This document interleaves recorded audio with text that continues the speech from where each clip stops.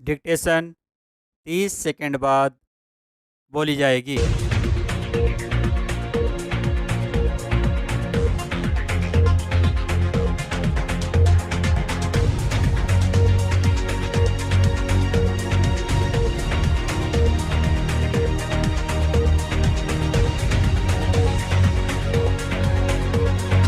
10 second.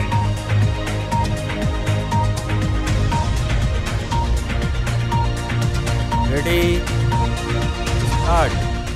बीते सप्ताह के अंत में आयोजित G20 समूह की भारत की अध्यक्षता के नेताओं के शिखर सम्मेलन में नई दिल्ली घोषणा को सर्वसम्मति से अपनाने के साथ एक बड़ी सफलता मिली।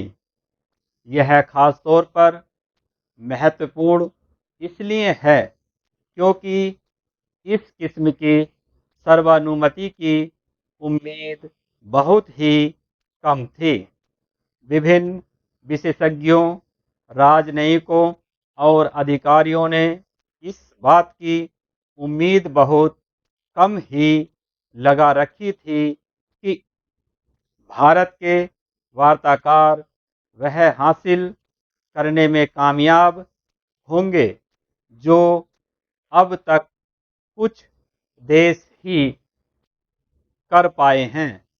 यूक्रेन युद्ध के मुद्दे पर पश्चिमी G7, EU धुरी और रूस चीन गठबंधन के बीच मेल मिलाप संयुक्त राष्ट्र सुरक्षा परिषद में दोनों पक्षों के वीटो की वजह से इस मसले पर अब तक एक भी बयान पारित नहीं हो पाया है। भले ही 2022 में इंडोनेशियाई G20 वार्ताकार रूस की आलोचना के संदर्भ में एक संयुक्त बयान देने में कामयाब रहे, लेकिन यह आम सहमति ज़्यादा देर तक कायम नहीं रही और रूस एवं चीन ने इस साल इसे दोहराने से इनकार कर दिया। चूँकि हर एक भारतीय मंत्री स्तरीय बैठक संयुक्त बयान में सफलता के बगैर समाप्त हुई थी, लिहाजा भारत की वार्ता टीम ने यूक्रेन से जुड़े पैराग्राफ से निपटने से पहले अन्य मुद्दों पर आम सहमति हासिल करने का एक ज़्यादा सुविचारित नज़रिया अपनाया। G7 द्वारा रूस की आलोचना करने वाली भाषा के अपने आग्रह से समझौता करते हुए अपेक्षाकृत ज़्यादा तटस्थ पैराग्राफ रखने के लिए मान जाने के बाद एक सफलता मिली। इस घोषणा ने वह हासिल किया जो आज के वैश्विक ध्रुवीकरण के दौर में दरअसल नामुमकिन है। उस प्रक्रिया में भारत की मध्य मार्ग की नीति उसकी सबसे बड़ी ताकत रही। साथ ही प्रधानमंत्री नरेंद्र मोदी द्वारा साल भर के दौरान G20 के कई नेताओं से व्यक्तिगत रूप से संपर्क साधने की भी भूमिका रही।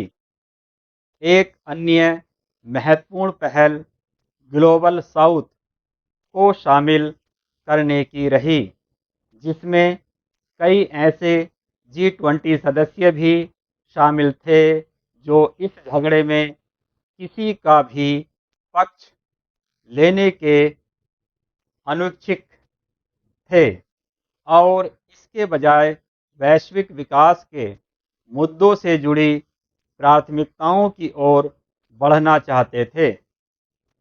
नतीजतन 83 पैराग्राफों वाली इस घोषणा ने क्रिप्टोकरेंसी के विनियमन के मसले पर प्रगति की और दक्षिणी दुनिया के देशों के लिए जलवायु परिवर्तन संबंधी अनुकूलन और उत्सर्जन में कमी लाने वाली परियोजनाओं के लिए आवश्यक लगभग 10 ट्रिलियन डॉलर का आंकड़ा तय किया।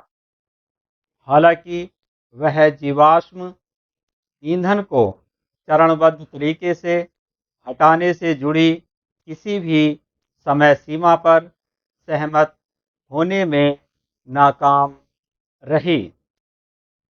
कई अन्य पहले भी रहीं, मसलन 55 सदस्यीय अफ्रीकी संघ को शामिल करने के कदम ने उस असंतुलन को दुरुस्त कर दिया है जो अब तक सिर्फ यूरोपीय संघ को ही G20 में एक क्षेत्रीय समूह के रूप में दाखिल होने की इजाज़त देता था। वैश्विक जैव ईंधन गठबंधन उस दुनिया के लिए वैकल्पिक ऊर्जा स्रोतों के बारे में और ज़्यादा अनुसंधान और वितरण की दिशा में एक महत्वपूर्ण कदम रहा जो अभी भी जीवाश्म ईंधन पर निर्भर है। अंत में अमेरिकी निवेश के वादे के साथ एक भारत मध्य पूर्व यूरोप कॉरिडोर के निर्माण से जुड़ी चमकदार संभावनाएं हैं। हालांकि इसके वित्त पोषण और कार्यान्वयन का विवरण अभी भी तैयार किए जाने की ज़रूरत है। G20 को एक सामान्य एवं एक ही स्थल पर आयोजित होने वाले कार्यक्रम के ढर्रे से बाहर ले जाने और 60 से ज़्यादा शहरों में 200 बैठकें आयोजित करने, 125 देशों के 1 लाख से अधिक आधिकारिक आगंतुकों की मेजबानी करने के भारत के प्रयास को एक अनूठी पहल के रूप में देखा गया है। भले ही काफ़ी ज़्यादा अतिरिक्त खर्च की कीमत पर। अब यह देखना बाकी है कि भविष्य के G20 शिखर सम्मेलनों में इस चलन का अनुसरण करने का एक व्यावहारिक उदाहरण देखने को मिलेगा या नहीं। इन सब से भी ऊपर भारत का G20 आयोजन एक ऐसे संगठन को लोकप्रिय बनाने के अपने प्रयास में एक अमिट छाप छोड़ता है जिसे अब तक एक नीरस और उबाऊ कार्यक्रम के रूप में देखा जाता रहा है, जो विश्व नेताओं को एक उच्च मेज पर लाता है जहां रहस्यमय विषयों पर चर्चा की जाती है, लेकिन लिए गए फैसलों की कोई समीक्षा नहीं की जाती है और व्यापक वैश्विक आबादी के जीवन में कोई वास्तविक बदलाव नहीं लाया जाता है। इस लिहाज से भारत द्वारा G20 की अध्यक्षता छोड़ने से पहले इस साल नवंबर में एक आभासी समीक्षा बैठक आयोजित करने का श्री मोदी का फैसला बीते सप्ताह के अंत में लिए गए निर्णयों के कार्यान्वयन और समीक्षा को सुनिश्चित करने का एक मौका देता है। स्टॉप।